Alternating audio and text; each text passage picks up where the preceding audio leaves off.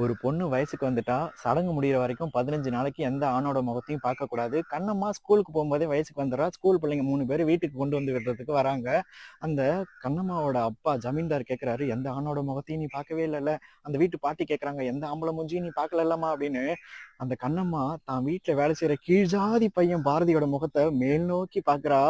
அந்த கீழ் ஜாதியினர் ஜமீனோட வீட்டுக்கு வெளியில தான் உட்கார்ந்து சாப்பிடுவாங்க. இலைய போட்டுட்டு இந்த கண்ணம்மா அவனுக்கு சின்ன வயசுல என்ன ஸ்வீட் பிடிக்குமோ அந்த ஸ்வீட்டை இலையில வச்சுட்டு காலம்புறான்னு அவனுக்கு சோறு போடணுங்கிற மாதிரி பாக்குறா.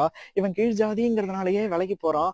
அவன் காலுக்கு கீழே போட்ட செருப்பை எடுத்து இவ போட்டுக்கிட்டு இவ காதுல சொல்றா, பாரதி நான் எப்பவும் உன் முகத்தை பார்த்துக்கிட்டே இருக்கணும், நீ எப்பவுமே என் கூடவே இருக்கணும் அப்படின்னு சொல்லிட்டு அவன் காலை அவன் காலை தொட்டு கிடந்த செருப்பை போட்டுக்கிட்டதுலயும் சரி, அவன் தங்கச்சியோட காலை தொட்டு இவ கொலுசு மாட்டி விட்டதுலயும் சரி, இவளுக்கு ஜாதி ஒரு விஷயமாவே தெரியல.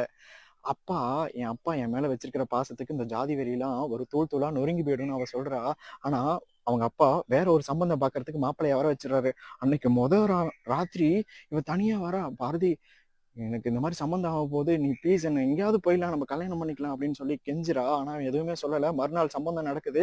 இவன் நெருப்புல போய் அவ சேலைய போடுறா. அப்படியே கையெல்லாம் வந்து நெருப்பாயிடுது. சம்பந்தம் நின்னு போயிடுது.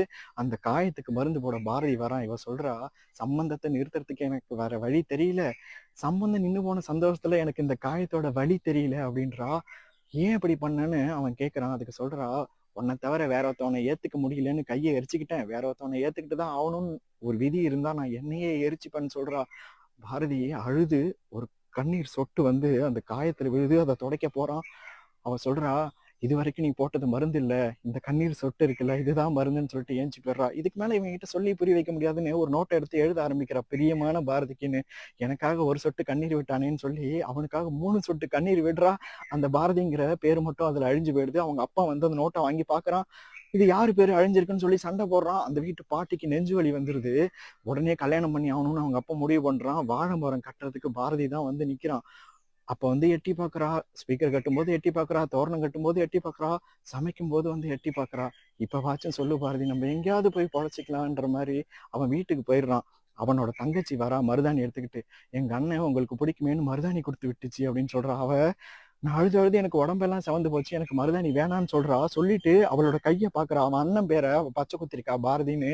பாரதின்னு பேரு இருக்கேன்னு அந்த கையால எனக்கு மருதாணி வச்சு விடுன்னு சொல்றா. இவ்வளோ லவ் பண்றாளே, பாரதி லவ் பண்ணவே இல்லையான்னு கேட்டா பாரதியோட லவ் இதை விட பெருசுங்க.